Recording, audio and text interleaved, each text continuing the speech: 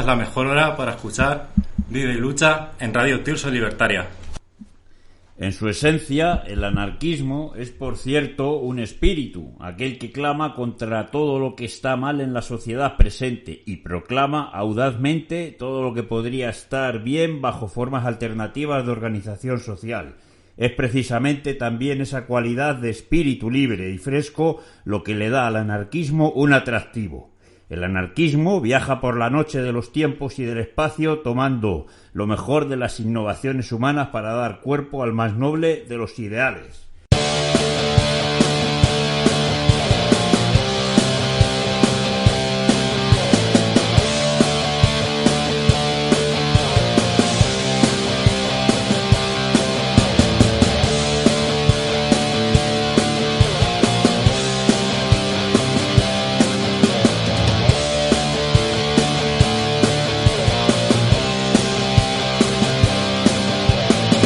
Salud, amigas y amigos, bienvenidos de nuevo a Radio Tirso Libertaria. Os presentamos hoy nuestro magazine Vive y Lucha, donde conduciremos el programa Óscar y Mario Cortés.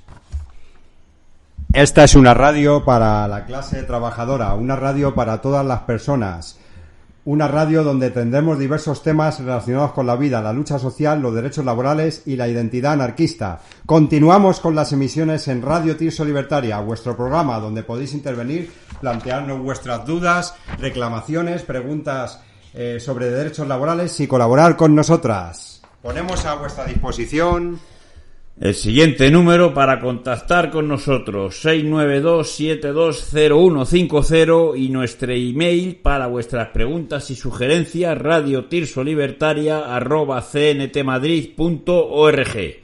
Tanto en el teléfono como en el mail podréis hablar con el equipo del programa para lo que queráis, preguntas, propuestas de temas a tratar en próximos programas, intervenciones vuestras a través de WhatsApp, en mensajes de voz, intervenciones en directo en el programa, etcétera. Recordamos nuestro WhatsApp 692720150 y nuestro mail radiotirsolibertaria@cntmadrid.org.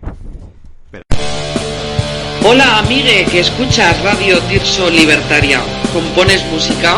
¿Tocas en algún grupo de tu barrio? ¿Tienes una banda? Nos encantaría escucharte y poder reproducirla en nuestra emisora. Contacta con nosotros en el teléfono 692-720150 o escríbenos a radiotirsolibertaria@cntmadrid.org. Salud, muchas amiga. Bueno, hoy trataremos el tema del negocio de la guerra y os dejamos con una canción de Albert Pla, que la letra es muy significativa de lo que vamos a hablar y además en la letra de esta canción está la solución para acabar con el mercado de la guerra y el negocio.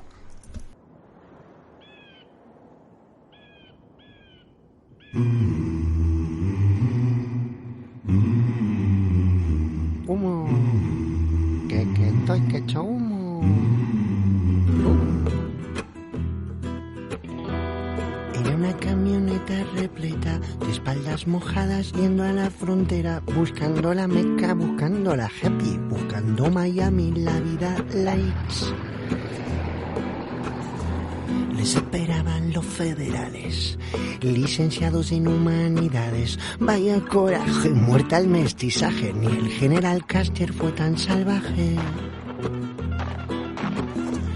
Lo quiero todo vivos o muertos. Grito sargento en la casa del indio. Doy 10,000 pesos a quien me traiga la cabellera del más mestizo. Y una cabeza cayó en la arena. Ahí en la arena cayó la cabeza de Carlos Cuesta, último descendiente de Moctezuma, un jefazo azteca. Ay, su cabeza cayó en la arena.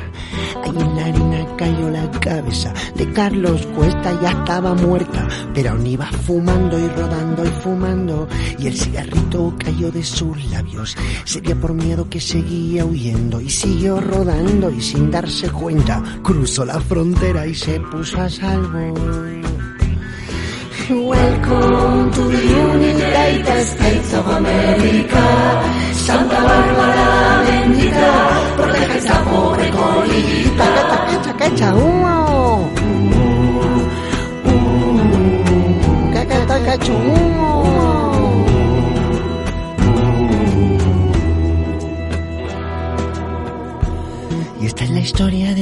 cigarrito, o mejor dicho de la colilla de un cigarrito que fue rodando desde Laredo hasta Washington.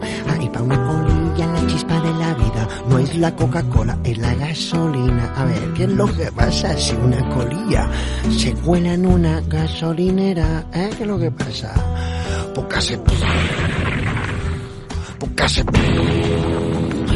La explosión se oyó en todo Texas. Era el comienzo de una gran gesta, pues una chispa pilló una tubería de esas subterráneas de gas homicida que explotó bajo una refinería de esas petrolíferas nuclearizadas. Y también gracias a la policía y al supercuerpo de los bomberos se extendió el fuego de pozo en pozo, desde El Paso hasta San Antonio. Sí, y que el petróleo es súper inflamable, así que Texas voló por los aires. Era la hoguera de las vanidades, era el infierno del ojo verdes. Y con tanta industria, con tanta cañería, tanto cableado, tan bien comunicado, fue muy sencillo para la colilla sembrar de fuego todo el estado. Y una central nuclear por aquí, y un arsenal militar por allá, y en un plis-plas de aquí para allá. Santa Bárbara, qué barbaridad. Y el fuego seguía. Alabama, Missouri, Luisiana, Georgia. Y lo peor es que aún nadie sabía qué pasaría llegando a Florida, pues. Que en una centésima de milésima explotó esa base de la marina, de esas que fabricaban yo que sé porquerías atómicas, químicas muy radioactivas.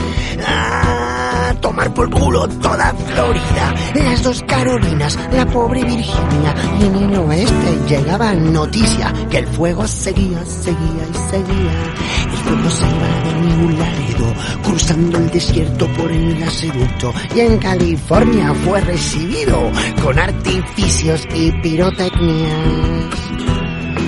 Welcome to the United States of America. Santa Bárbara bendita, protege esta pobre colita. Echa humo. Echa humo.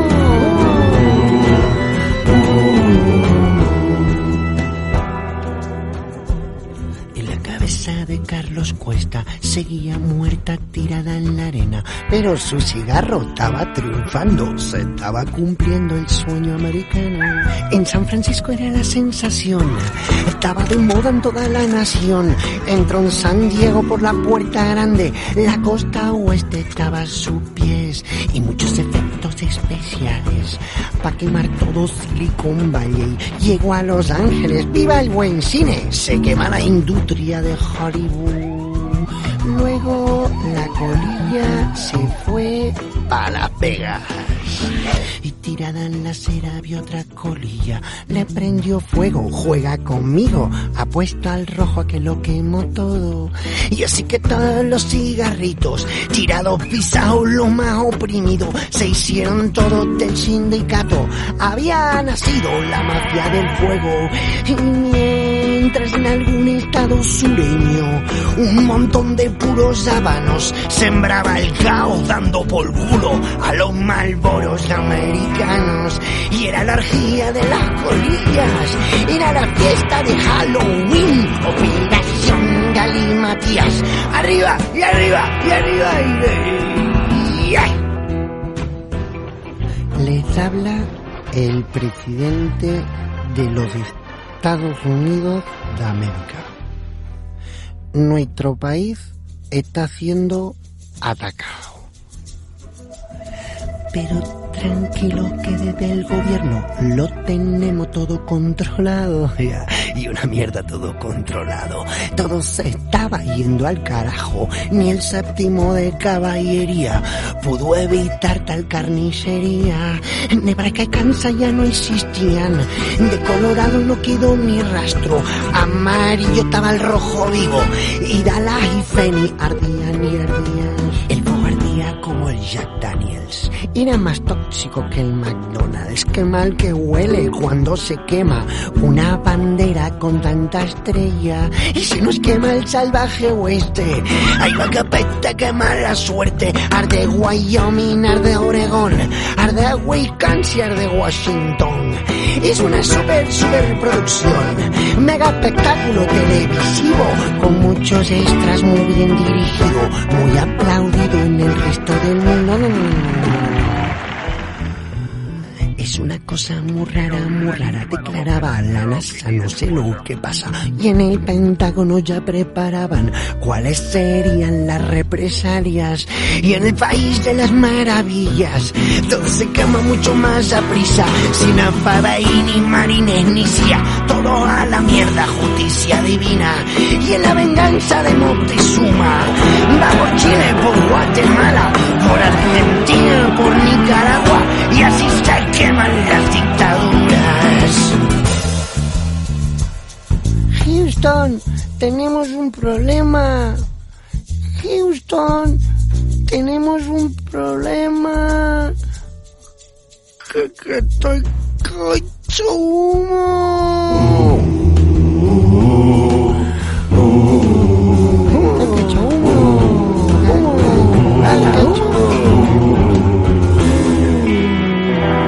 Santa Bárbara baila que baila, de su mirada tan inmaculada, lanzaba rayos, lanzaba truenos sobre la tierra norteamericana.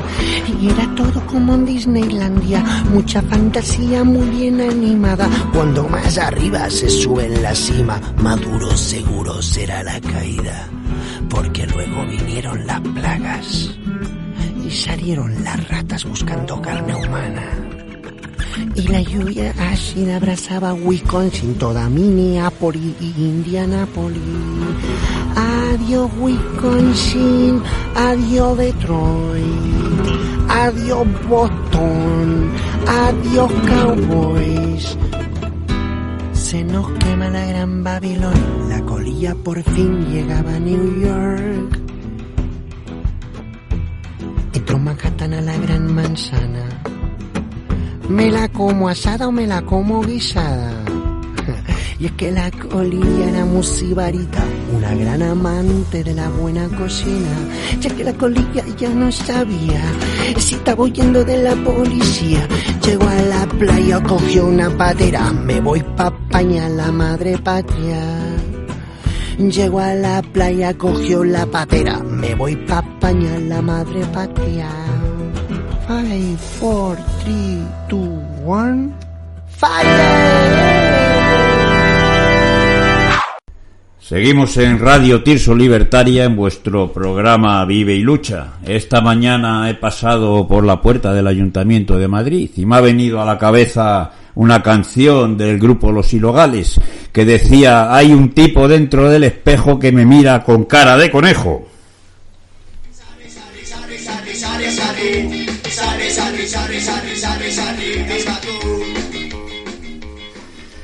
Bueno, amigos, vamos a empezar con nuestro repaso de la actualidad y vamos a hablar de los cortes energéticos que dicen que es por la guerra.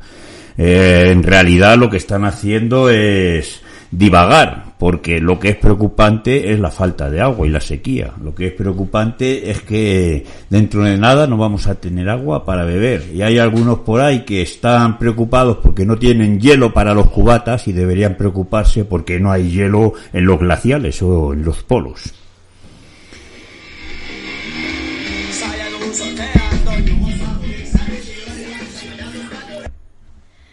Buenas tardes, Madrid. Barrio de la Magdalena. Estamos en Tirso de Molina. Vale, estamos en el barrio de la Magdalena, en Tirso de Molina. Soy Net. Bueno, seguía. Falta de suministro energético. Preguntadle, por ejemplo, sobre el material crudo a Arabia Saudita, que son los responsables de esto. Pero bueno, el ayuntamiento, nuestro libre ayuntamiento, libertad o barbarie, se supone que es la casa de todo el mundo. yo no sé si en la casa de todo el mundo, pero cada día le va faltando a la gente mucho suministro en su casa. Y el agua es importante.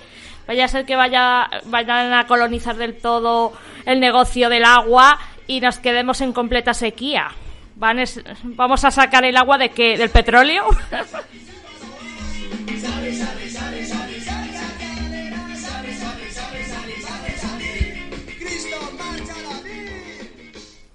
Bueno, hemos tenido la noticia que han matado al líder de Al Qaeda, ¿verdad?, de un bombazo, y nos tomamos tan normal que un país o un presidente de un país actúe como juez, jurado y ejecutor.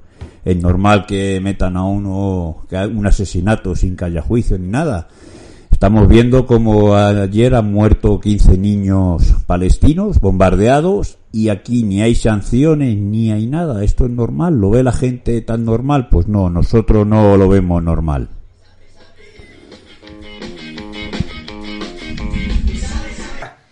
El pueblo israelí no es responsable de lo que pasa en Gaza y que muchas personas de gente de extrema derecha piensa que es culpa del pueblo israelí. No, esto es porque existe una guerra allí que se han inventado 4 señores con dinero. Eso era lo que quería añadir.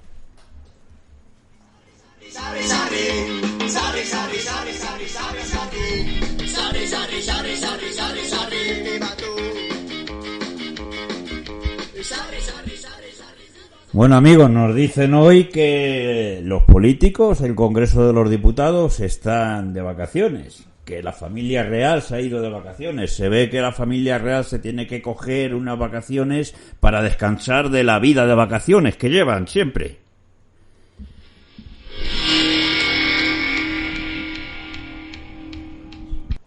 Que se han ido de vacaciones, pensaba que estaban de vacaciones todo el año. ¿Sabéis qué tienen en común tanto la familia real como la familia saudita y los señores de la guerra que se consideran Israel? El negocio de la guerra, y de eso vamos a hablar hoy.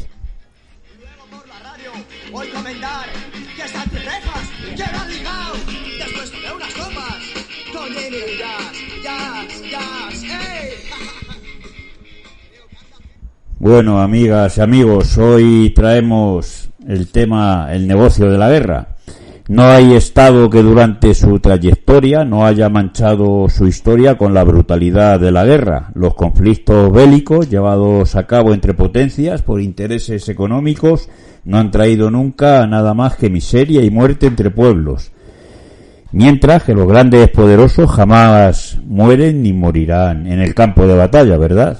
Siempre ha funcionado de esa manera, mandar a los peones a defender una patria y unos intereses que nunca beneficiarán a nadie más que a los ricos. Aquí dejamos estas clásicas y sabias palabras para centrarnos en el tema actual. Hoy seguimos viendo la barbarie de una manera mucho más compleja que nunca, con más tecnología militar y armamentística. Otra vez, la ciencia, en vez de facilitar la vida a la población, se está utilizando para defender intereses de los estados y sus clases altas. De esta manera, la guerra, ayudada por los grandes avances tecnológicos, se ha convertido en uno de los mayores negocios de los dirigentes. Así, el día de hoy, en un mundo semi-globalizado, bueno, yo diría globalizado, y de grandes ejércitos, nos encontramos con los mayores éxodos y genocidios de la historia. Nos escandalizamos al ver por televisión las mareas de refugiados, las imágenes del campo de batalla, etcétera, pero olvidamos que todo esto empieza aquí, en nuestros gobiernos y sus empresas. No solo son los soldados los que toman parte en un conflicto armado y obligan a la población a abandonar sus casas por el fuego de los morteros.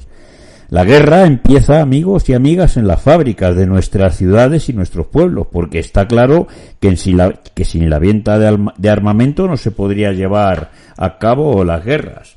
Donde algunos vemos tristeza y muerte, otros ven negocio, y desgraciadamente, mientras haya mercado ahí fuera, esto no parará. El armamento se lleva de aquí a los países compradores. España, por ejemplo, es el 4º país, empresa, que más armas exporta a todo el mundo. un pequeño espacio del globo donde se suministra una gran cantidad de buques de guerra, drones, granadas de mortero, cañones, etcétera, a cualquiera que enseñe sus billetes.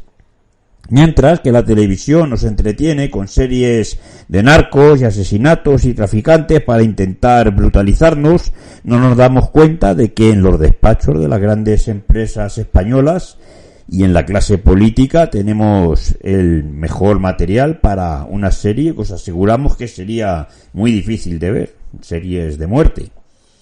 Muchísimas empresas de nuestro país tienen contacto directo con la producción de armamento bélico y otras se dedican exclusivamente a ello. Así funciona, se crean los conflictos y luego se les vende el armamento. Estas corporaciones se componen, como siempre, de empresarios sin escrúpulos dispuestos a beneficiarse de la muerte y, por otro lado, de trabajadores dispuestos a producir riqueza para los jefes o accionistas y muerte para otros habitantes de países desafortunados. Nada extraño en el comportamiento de los trabajadores, ya que desde niños han conocido la cultura del trabajo y han aprendido a llenar su nevera sin mirar al de al lado y los problemas que pueda generarle. Esto básicamente es el capitalismo y la economía, el capitalismo de guerra. Sin ningún tipo de remordimiento seguirán comprando Action Mans a sus hijos y llevando la desgracia a hijos de otros. Detrás de todo esto están, como siempre, los bancos, pues como el BBVA, el Santander, BBK, empresas como Nantia, Sener, Spal o incluso la educación, que por ejemplo en las escuelas de ingeniería también se aprende a diseñar armas y a la hora de mandar de práctica a los estudiantes de formación profesional no les importa a qué se dedica a dicha empresa donde los mandan. Nos gobiernan verdaderos psicópatas, mientras que nos hablan de paz y democracia desde sus poltronas son los mayores criminales. Adelante, Óscar. Adelante, Ned. Voy a acercar esto primero. ¿Ya se me escucha? Prueba. Vale.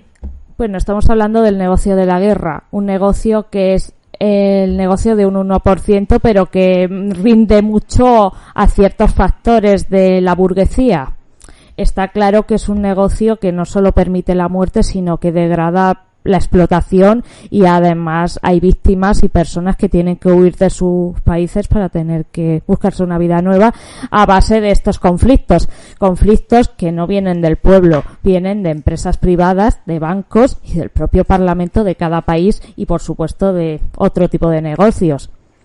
Está claro que si seguimos eligiendo líderes tan así que obedecen a grandes potencias, no vemos claro que una brújula nos guíe demasiado bien hacia un horizonte, hacia el bienestar y hacia una propensa, no digo democracia porque democracia es una palabra demasiado demagoga, diré hacia un concilio entre lo que es los derechos laborales del pueblo y sus derechos personales. Y dicho esto, sin ningún mandatario. Exactamente, Nate. Por ejemplo, vemos, según dices tú, de los políticos, vemos en el caso del País Vasco los dirigentes de su gobierno autonómico, el PNV, Partido de los Negocios Vascos, invierte de manera indirecta y disimulada grandes sumas de dinero en el negocio militar, después, a nivel personal, convirtiéndose en gerentes y accionistas de dichas empresas. Este oscuro negocio fue una de las razones por la que los grandes barcos cargados de armamento abandonaban todas las semanas el puerto de Bilbao con dirección a Arabia Saudí. Tras muchas protestas y acciones consiguieron paralizar la salida de armamento de las costas vascas, pero poco después empezaron a hacer lo mismo en el puerto de Santander. Amigo Revilla, la lucha en el puerto cántabro continúa. También se han llevado a cabo acciones en contra de factorías, de la misma manera que a nosotros, los que intentamos hacer comunicación, ¿verdad?, nos bombardean con el constante mensaje de que esas lejanas personas que viven en guerra son seres sin sentimientos, terroristas y carecen de corazón. A ellos, nuestros aviones les bombardean con munición real creada por nuestros vecinos llenos de sentimientos y de corazón. Estos empresarios de la guerra. Pero no nos equivoquemos, amigos, en este mundo todos sentimos, todos nos ilusionamos, lloramos, nos enamoramos, luchamos, Todos somos iguales y nadie debe morir por los intereses del capital. Debería ser así. No lo podemos permitir. No dejemos que se produzcan armas. Todos sabemos que el pueblo trabajador es capaz de llevar a cabo la producción y solo ellos lo pueden parar, porque los jefes no producen nada y en este caso, aparte de quedarse con los beneficios, dejan miles de cadáveres a sus espaldas. Parece imposible, pero como todo, está en nuestras manos. Queremos dejar claro que no entendemos ser simplemente prorrefugiados, somos antiguerras, es decir, anticapitalistas. Hay que buscar el origen de los problemas para atacarlo y lograr la solución. El problema, como hemos dicho siempre, es el capitalismo, como siempre. Este avanzado capitalismo a nivel salvaje, devastador, de todo medio, acompañado del nacionalismo, un invento creado muchos años atrás para acabar con la solidaridad entre pueblos e incitar a la población al odio e ir a la guerra por intereses de los que se enriquecen. Así seguirá funcionando el sistema mientras que no trabajemos para ayudar a nuestros compañeros, y hoy, como siempre, es necesaria la solidaridad y concienciación. Organicemos y dejemos de ser cómplices de las guerras y sus asesinatos. Hoy mueren en otro sitio, mañana podremos ser nosotros. Nos están matando con una sonrisa. Adelante, Ned. Si queréis formar parte del bienestar social y el equilibrio de los pueblos y la autodeterminación, decir no a la OTAN y a sus esbirros. Eso es, no a la OTAN. A ver, tenemos a nuestra compañera que va a intervenir también, ¿verdad? Buenas tardes, Mori y compañía, gente oyente de Radio Tirso Libertaria. Bueno, hablando de este tema, está claro que mientras en todos los medios de comunicación y en las calles siga el discurso de hablar de conflicto, como si fuesen peleas de colegio, lo que ocurre fuera de estos territorios, pues bueno, no solucionaremos nada. Entonces tenemos que aprender a llamar las cosas por su nombre, a decir que estos son guerras, que estas luchas, estas matanzas indiscriminadas, esta barbarie tiene que terminar para poder encargarnos de verdad de los conflictos que nos atañen, que es el buscar la solidaridad entre los pueblos, el apoyo mutuo y el buscar nuestro bienestar, que es lo que realmente nos falta. Abogamos por la defensa, por la construcción de la paz, pero sobre todo por la defensa y en contra de la guerra siempre.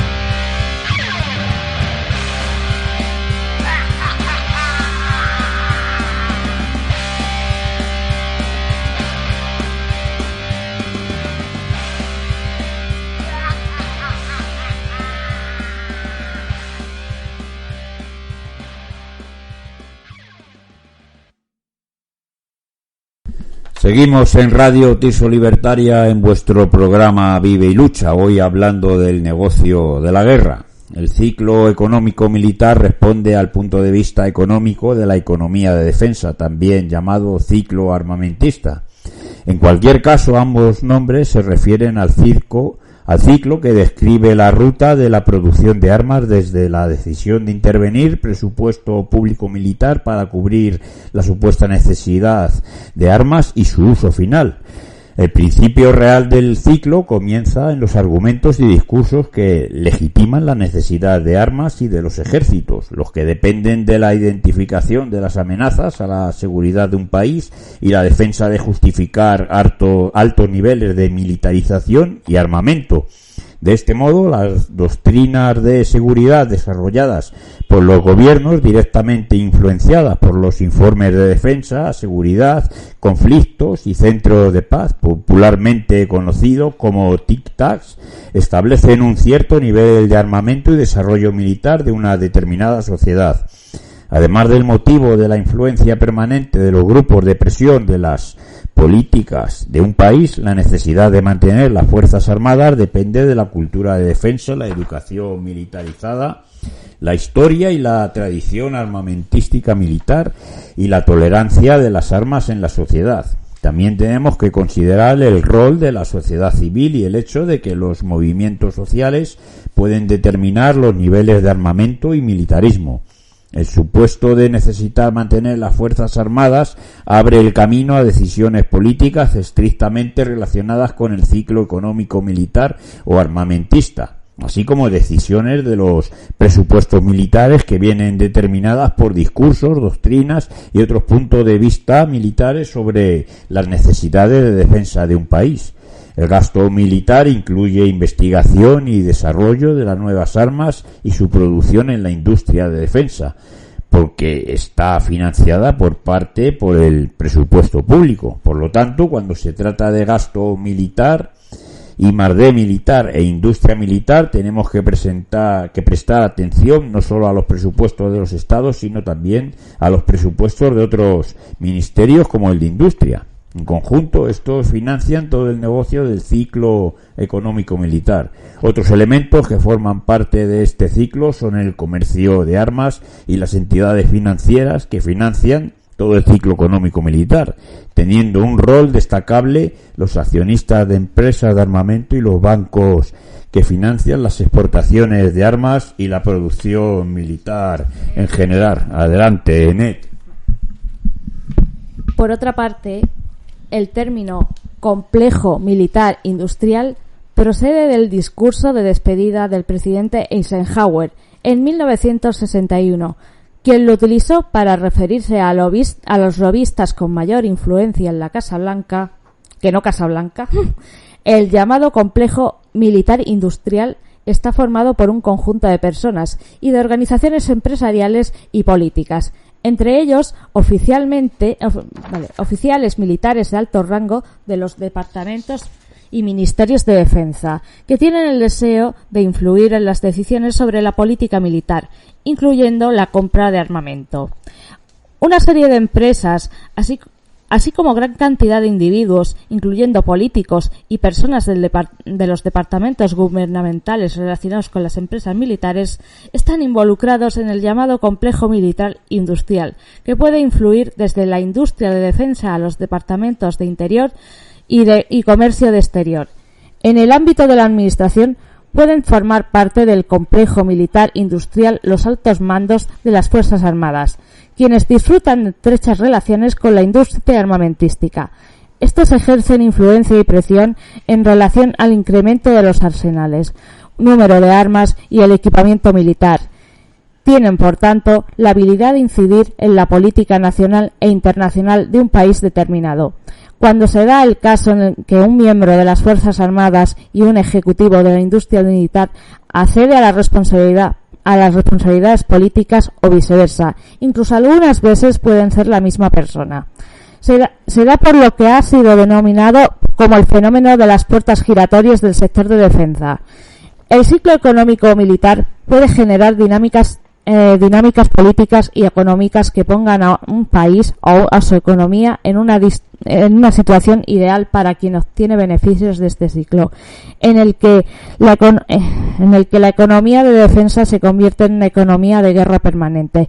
Es importante analizar y entender que el ciclo económico como tal, gasto militar, industria de las armas, exportaciones y financiación de las armas.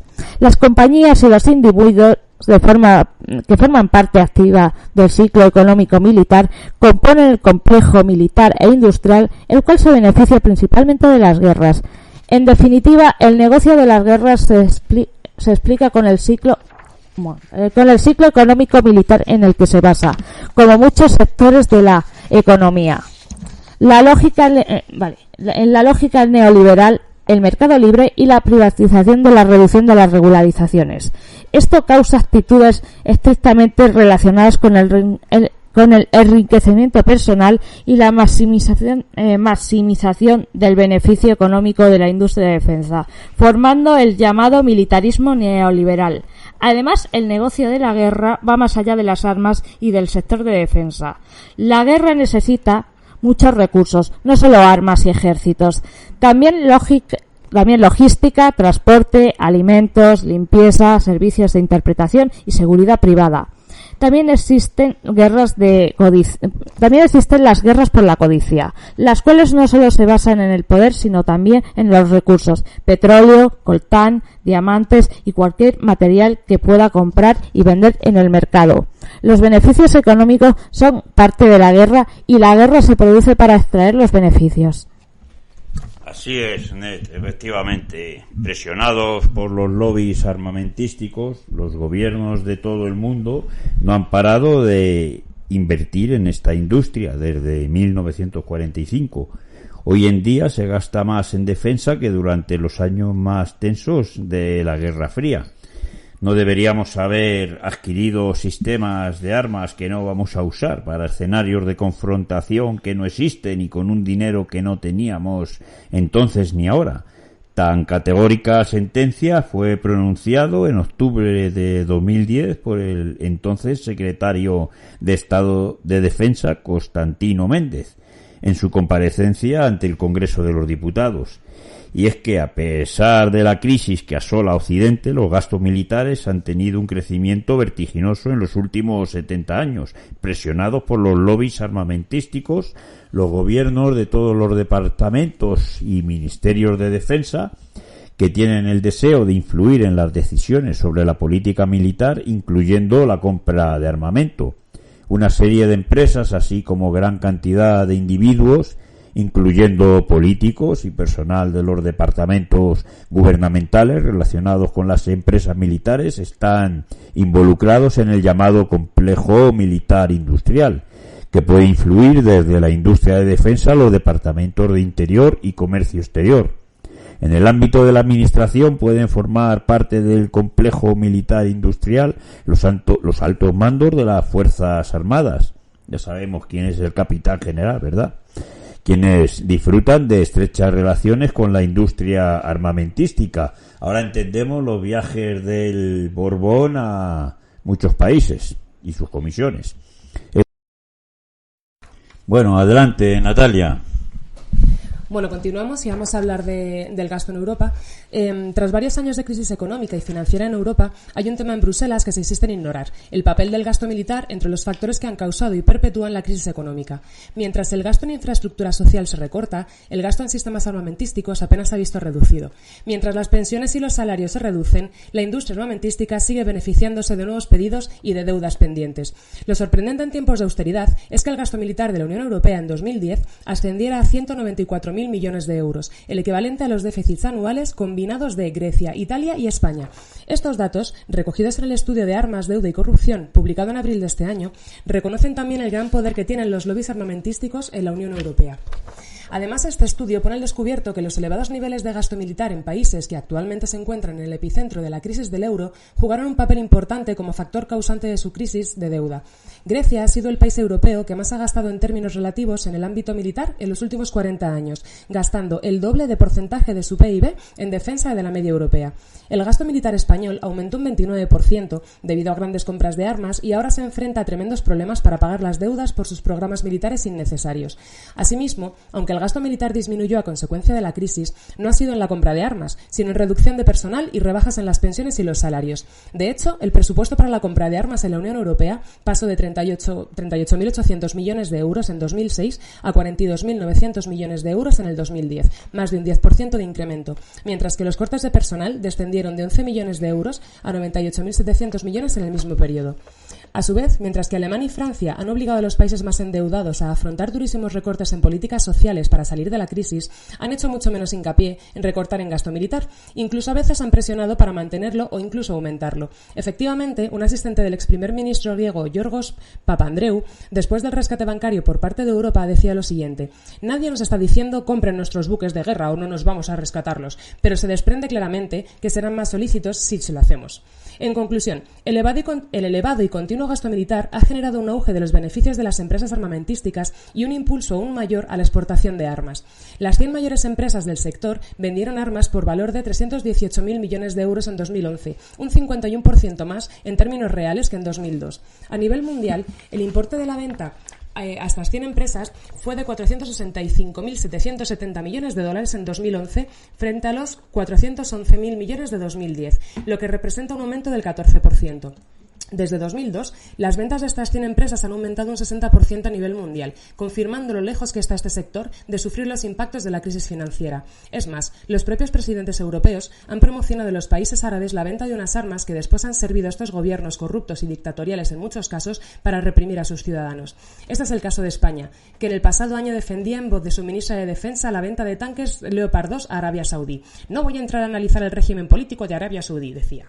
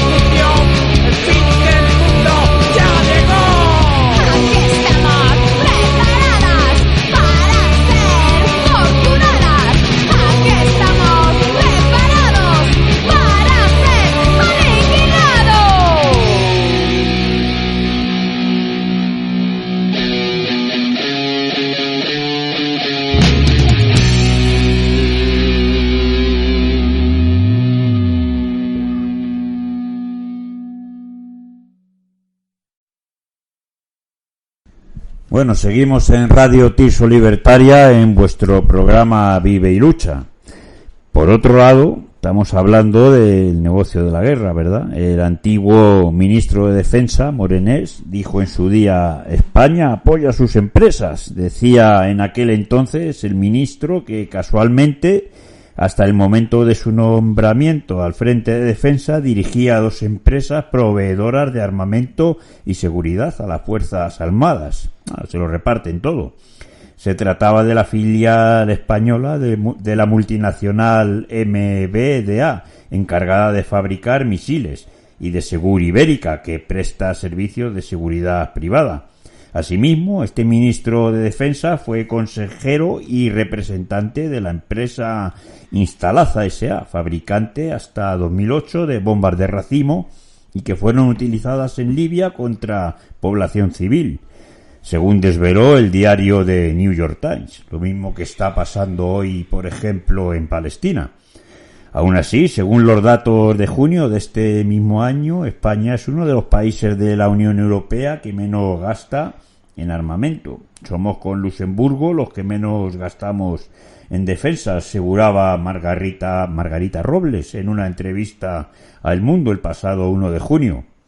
Como siempre, otra mentira, porque somos de los que más gastamos. Según el ministro, según la ministra, España gasta el 0,6% de su PIB, es decir, unos 6.000 millones de euros. Sin embargo, el informe de Hacienda sobre ejecución presupuestaria evidencia que Defensa dispuso el año pasado de algo más de 9.000 millones de euros, un 50% más de lo previsto inicialmente. Para que os hagáis una idea, amigas y amigos, el tratamiento de la hepatitis C, cuando lo luchamos nosotros para curar a 200.000 enfermos de hepatitis C en España, fue un gasto de 1.000 millones de euros y estamos hablando de 9.000 millones. O sea, haceros una idea, lo que gastan en sanar a la gente y lo que gastan en matar. Esto equivale al 0,9% del PIB, que probablemente llegue al 1% cuando se incluyan las pensiones de los militares. No es mucho, ya que sigue dejando a España en la cola, pero es el doble que Luxemburgo y 6 veces más de lo que se destina al Ministerio de Asuntos Exteriores o al de Justicia. Aún así, el verdadero problema de nuestro país es la gran deuda contraída con las empresas armamentísticas por el material comprado años atrás. Y ya veremos a partir de ahora, con todo lo que se está comprando y todo lo que se está enviando a la guerra de Ucrania, vamos a ver en los próximos años el endeudamiento. Este mismo año se han aprobado 1.800 millones de euros mediante un crédito especial para pagar deudas pendientes de los grandes programas de armamento anteriores. Hoy muchos de estos vehículos y buques de guerra no pueden ni siquiera ser mantenidos. Adelante, Ned. Los bancos también invierten. No solo los gobiernos invierten en el sector armamentístico, sino que las entidades financieras también han encontrado en la compraventa de armas un sector perfecto para hacer negocio.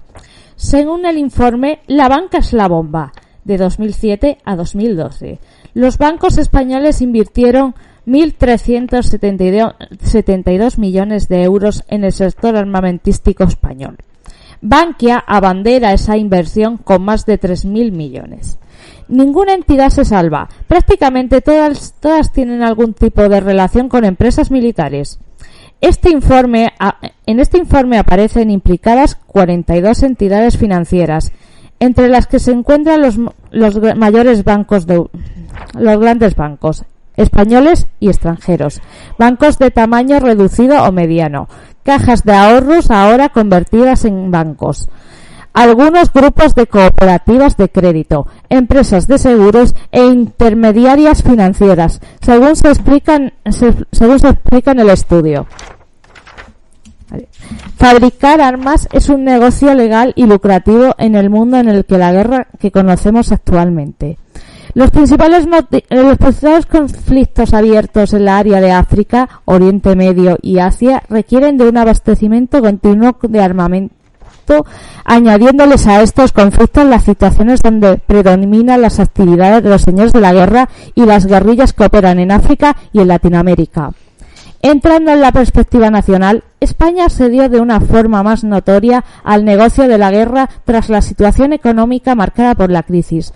Según los estudios del Centre de las Estudis de la PU, entidades bancarias, aseguradores y empresas de inversión de marca española han dedicado entre 2011 y 2015 alrededor de 6.000 millones de euros en la financiación del sector de armas. Lo cierto es que después de sacar de este hecho es que España apoya su crecimiento en su espíritu explotador, incluso si éste debe de recurrir a la explotación de las armas. Asimismo, como la práctica española no es un hecho aislado, el estudio de centros de las también señaladas a lo largo de sus estudios de las intervenciones de entidades internacionales que se producen por empresas como, atentos, Airbus y Boeing, sector aeronáutico con finalidades militares, Mazam, sector armamentístico especializado en explosivos, Navatian, sector naval con finalidades militares, General Dynamics, propietario de la empresa española Santa Bárbara, sistemas especializados en la reproducción de tanques dentro de los escenarios de conflicto militar, la empresa española Mazam, una de las mayores de Europa en la fabricación de explosivos de Europa y la segunda del mundo, asegura que solo un 20% de su negocio es militar. Mazam es un importante cliente de las inversiones de BBVA, Santander y Bankia. Dentro del sector armamentístico, el negocio de la guerra en España está tildado por un eufemismo políticamente correcto. Este es el caso del gobierno, en el cual no concede licencias para la exportación de armas, sino el material de defensa. Asimismo, para el gobierno el concepto de estar en guerra no está tan claro como podría parecer, puesto que sigue autorizando ventas de armas a Arabia Saudí, que lidera una coalición de países árabes que protagonizan nuestros numerosos conflictos armados. Cabe destacar que las empresas dedicadas a los servicios militares y los servicios de seguridad privada resuelven con problemas de enorme gravedad en las zonas de conflicto, como los relacionados con la protección o la escolta de personas. Sin embargo, su actividad también implica riesgos como la pérdida de control de la fuerza por parte del Estado en el que se encuentra la zona en conflicto o el inapropiado uso y compraventa de armas. La privatización de la seguridad en zonas de conflicto mueve alrededor de 170.000 millones de euros anuales en todo el mundo. Este nicho de mercado es una acción rentable en el que predomina la actividad privada. El mercado de seguridad actualmente tiene un ritmo del 6% anual hasta 2020.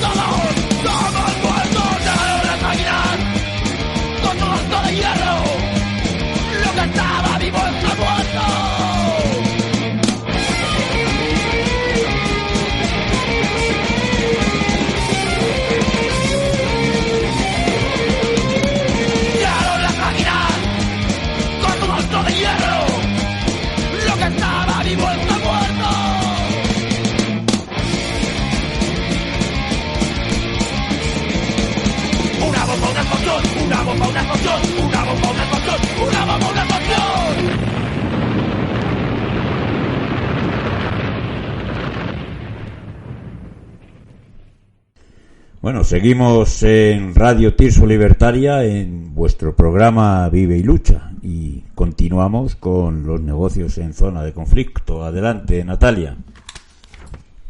Bueno, pues lo que actualmente llama la atención que en la actualidad exista un mercado transnacional relacionado con la fuerza, capaz incluso de influir en procesos políticos y sociales.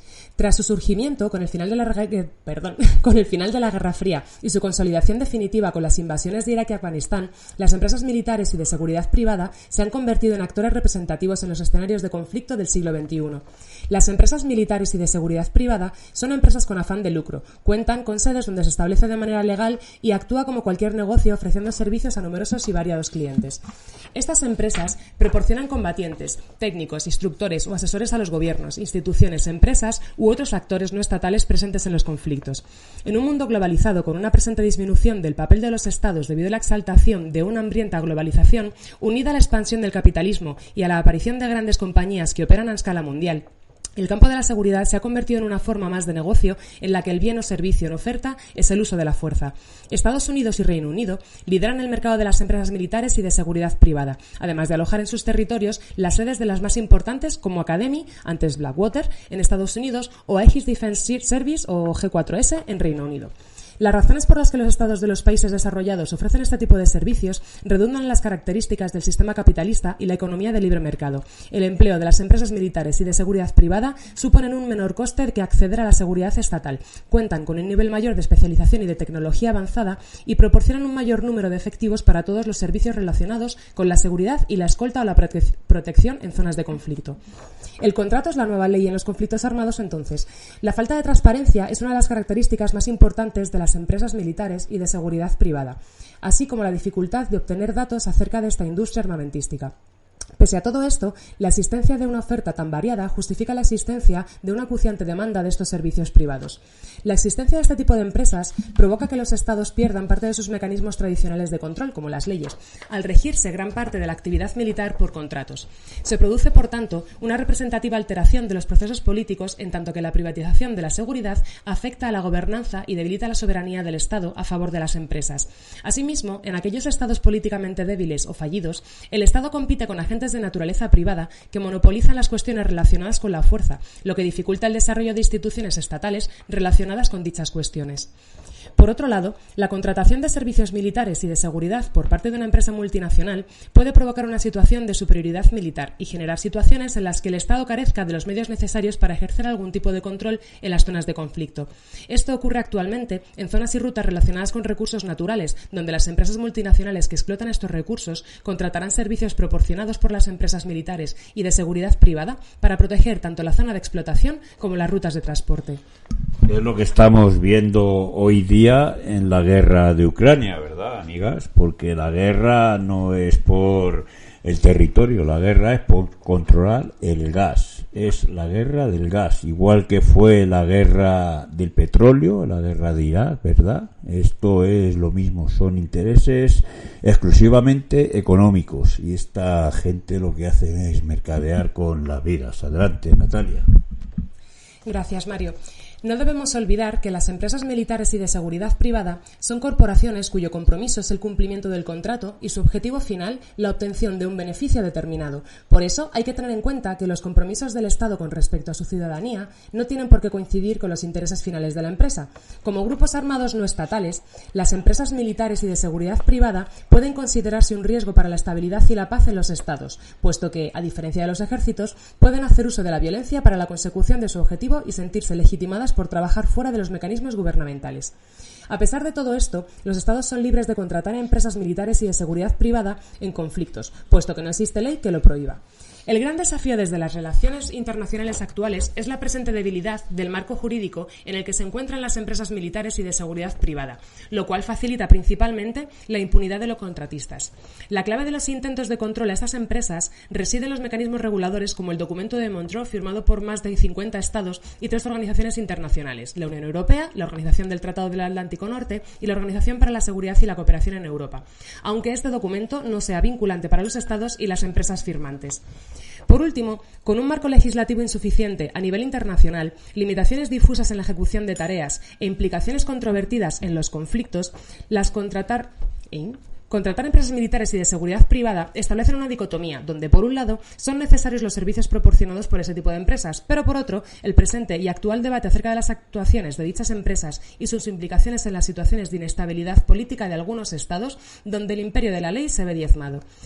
Teniendo en cuenta aspectos como la competitividad entre empresas, los vacíos existentes en las zonas de conflicto y la falta de transparencia, en ocasiones provoca que reflexionemos acerca de hasta qué punto las empresas militares y de seguridad privada se limitan a cumplir íntegramente con su misión, la cual figura en unos contratos, y en qué situaciones dichas empresas se convierten en un riesgo grave para la resolución de conflictos armados y la consiguiente estabilidad en zonas de posconflicto. Te paso la palabra, Mario.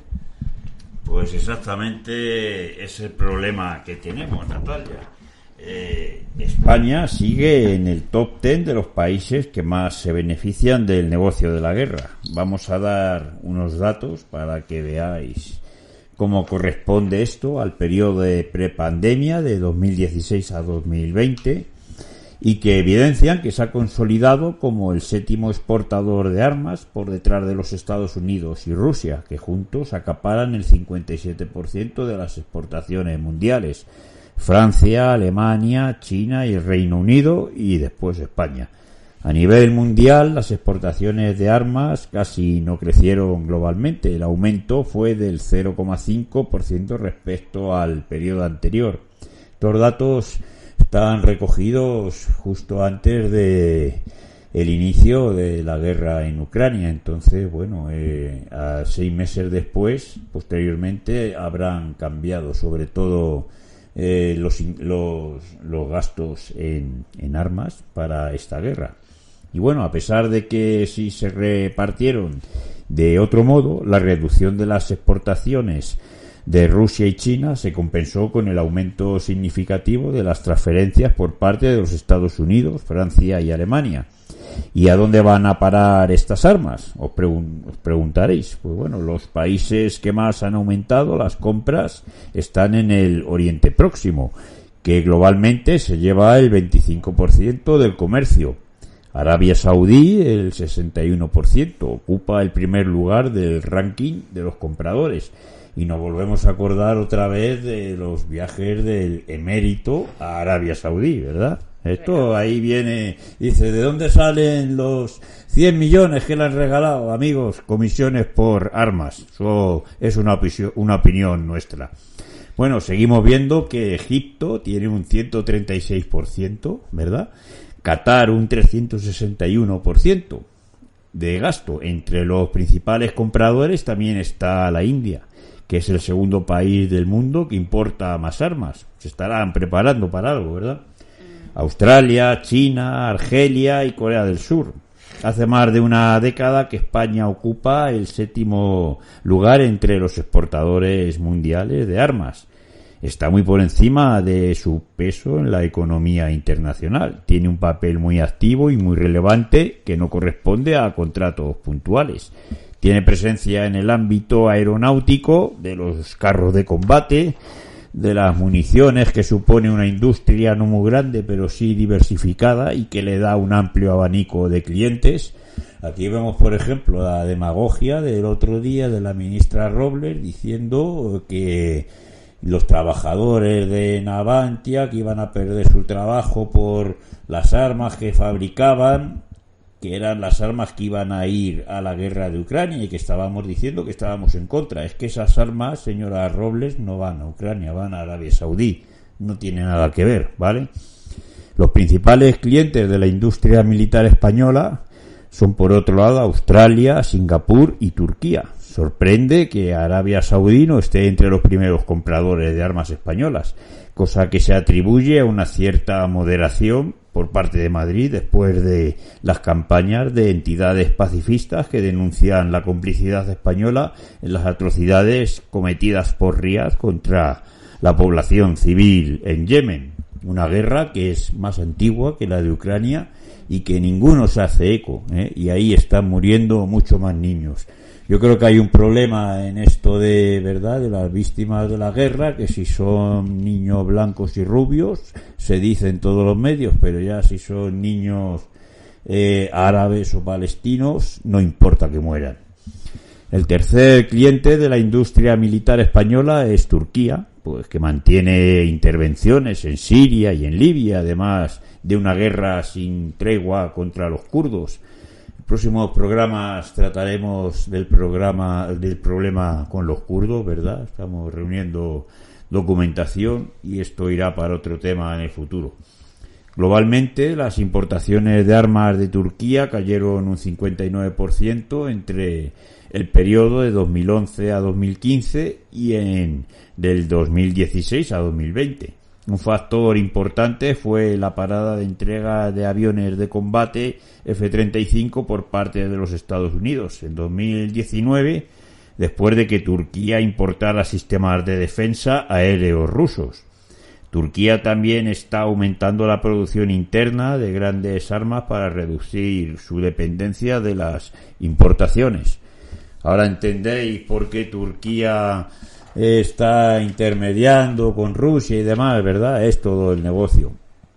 Es preocupante que un porcentaje recurrente de las armas españolas vaya a parar a lugares donde se tendría que extremar la vigilancia en cuanto a la vulneración de los derechos humanos.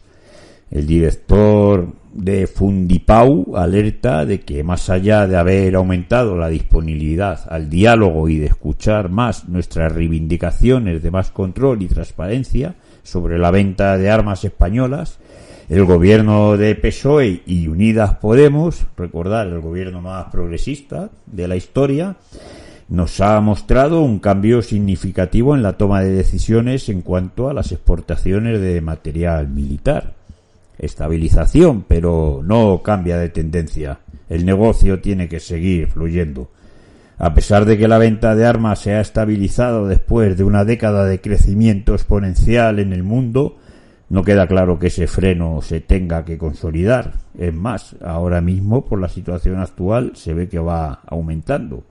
Es demasiado pronto para decir si el periodo de rápido crecimiento de las transferencias de armas de las 2 décadas anteriores se ha parado. Lo veremos.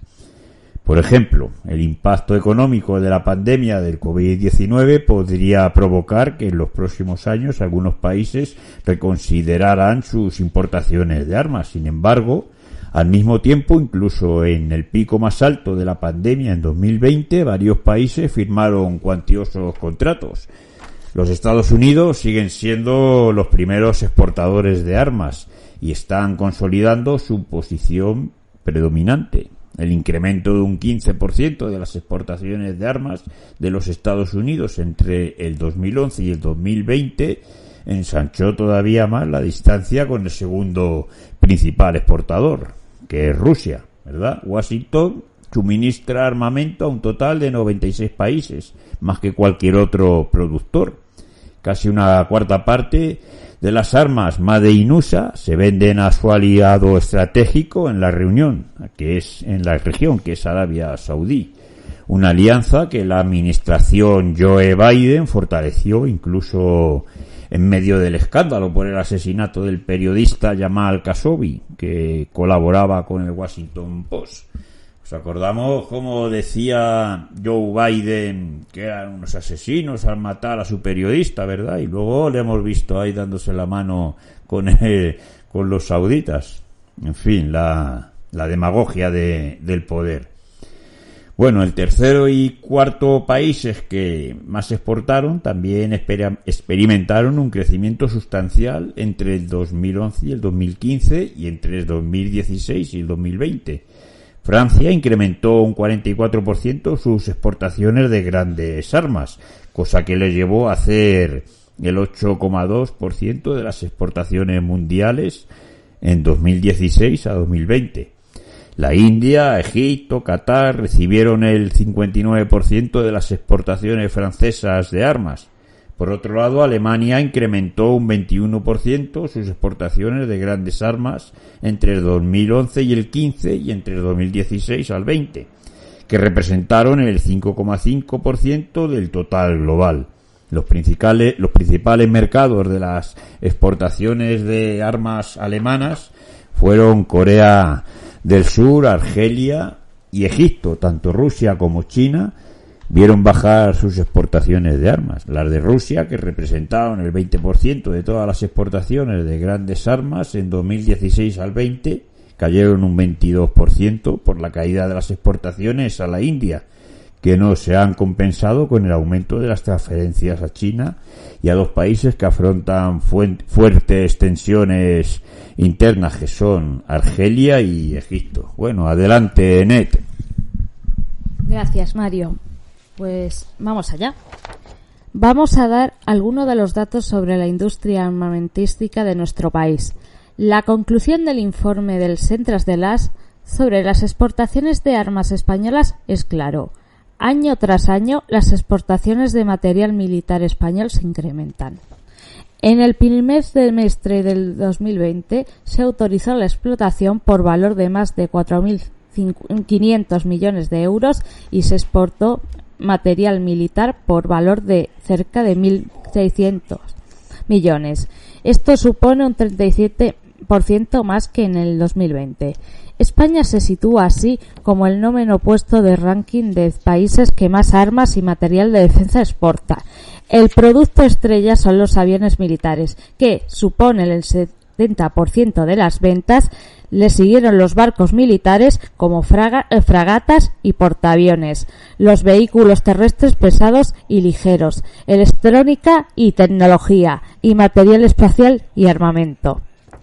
Según detallada del Centras de las, el destino principal de las exportaciones de material militar, con un 47%, son los países de la Unión Europea, pero lo que más preocupa son los destinos de armas a países en conflictos de Oriente Medio y Asia. Un 6% del total de las exportaciones realizadas han tenido como destino Oriente Medio. Los principales destinos han sido Arabia Saudí, a la que se le ha vendido municiones de artillería, Egipto y Omán, países a los que se ha hecho el llegar 65 vehículos no blindados. Otro 3% de las exportaciones de armamento son españoles tuvieron como destino Asia, las más relevantes a Pakistán, Malasia y Singapur.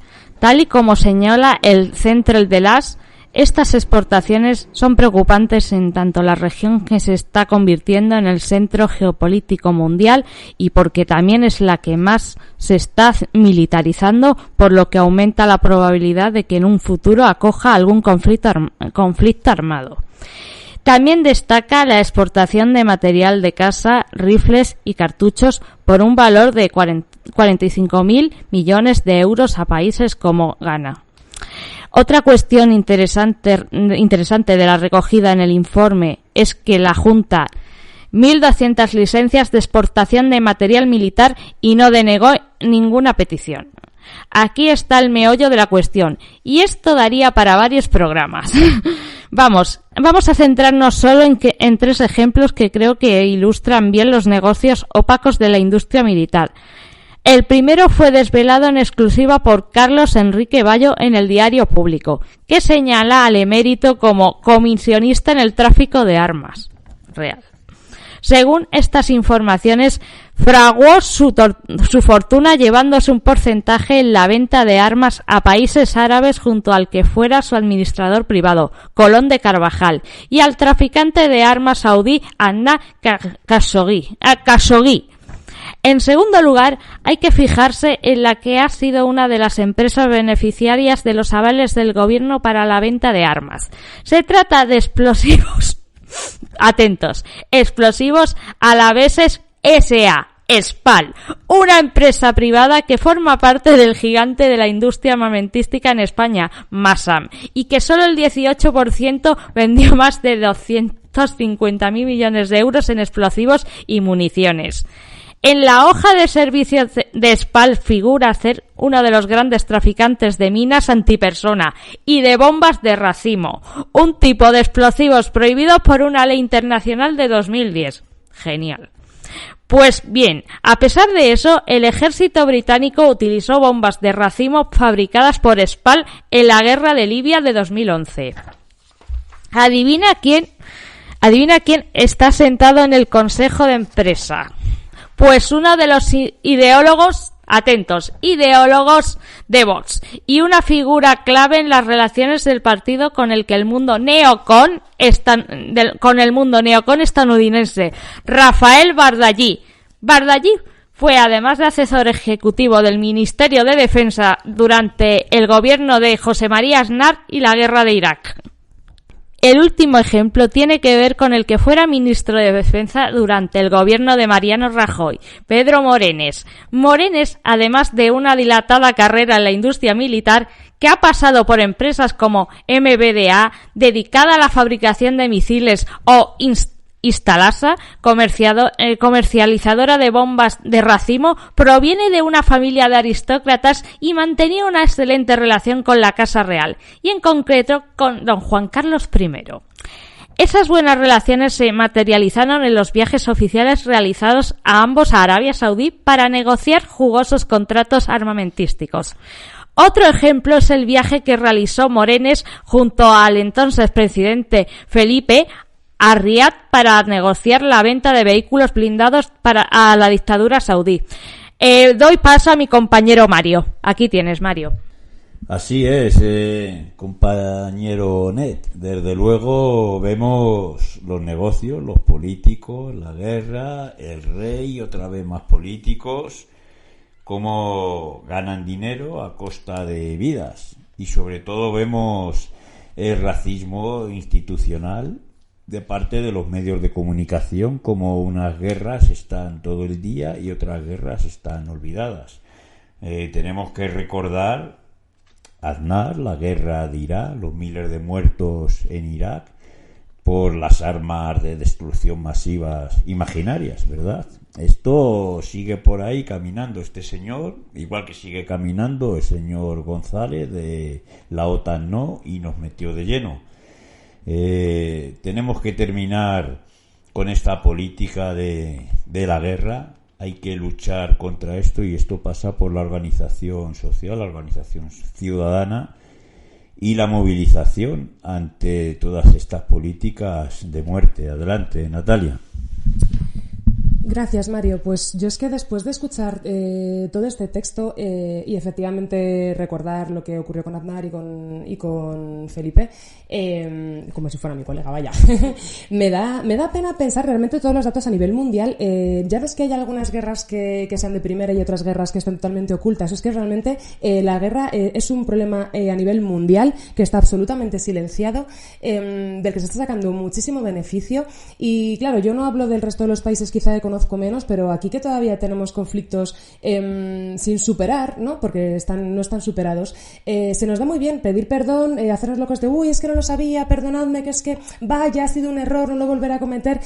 Hostia puta, es que entre tanto está muriendo muchísima gente en muchas partes del mundo, y en este país, con las preocupaciones que tenemos, con la que está cayendo, siguen recortando en sanidad, siguen recortando en educación, se sigue recortando en I+D, y se invierte sin embargo en estas ramas, ¿no? de la sanidad militar, el I+D militar. No sé, es tremendo pensar que cada vez más dinero se va, y más medios y más tecnología se va a este tipo de desarrollos que deberían desaparecer de la faz de la tierra, porque tenemos un país riquísimo a nivel materias primas, a nivel mentes, no sé, creo que tenemos un desarrollo por delante muy importante, tenemos una comunidad muy grande y muy valiosa que construir. Tenemos que poner esto encima de la mesa y hablarlo en entornos que no estén acostumbrados a escuchar este tipo de realidades, para decir ya, o sea, para poner fin, para decir basta, y para ponerse a trabajar en lo realmente importante, que es acabar con esto, que ya vale del argumento de no, es que si no trabajan Avantia es que los pobrecitos señores se quedan sin trabajo,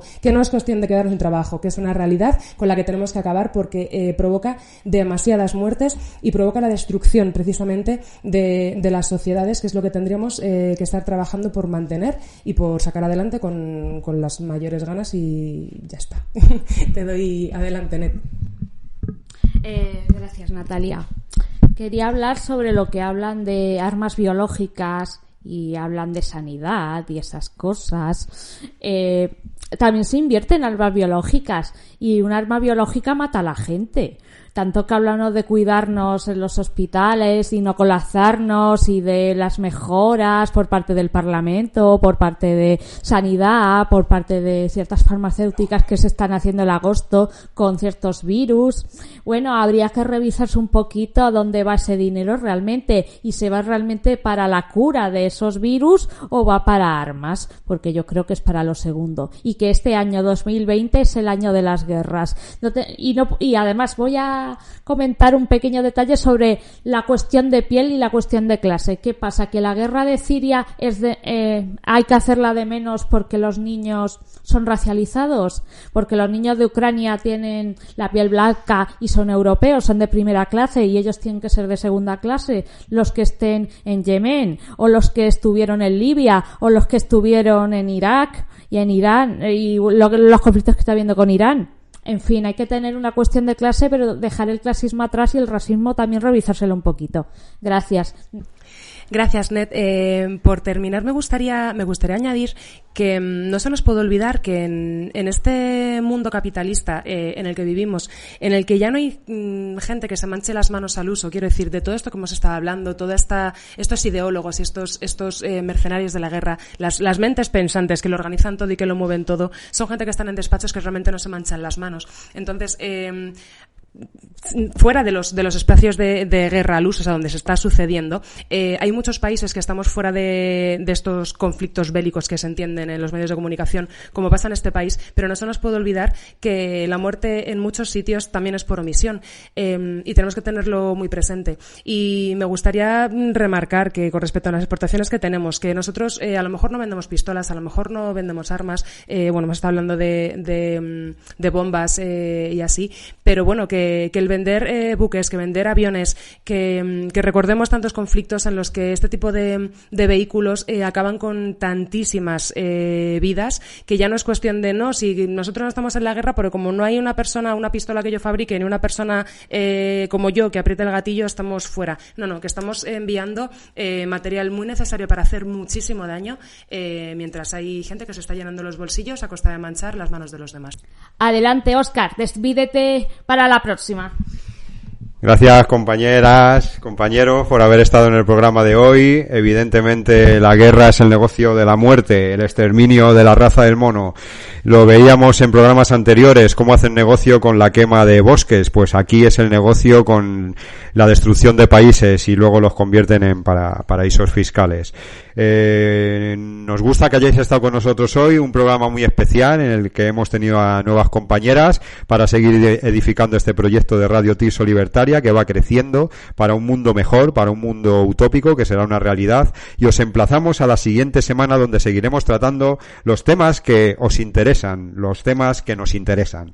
Os recordamos nuestros canales de contacto para que podáis comunicaros con el equipo de Radio Tirso Libertaria: el WhatsApp 6927200150 y nuestro mail radiotirsolibertaria@cntmadrid.org. Somos Óscar, Ned, Natalia y Mario Cortés, y esto es Vive y Lucha.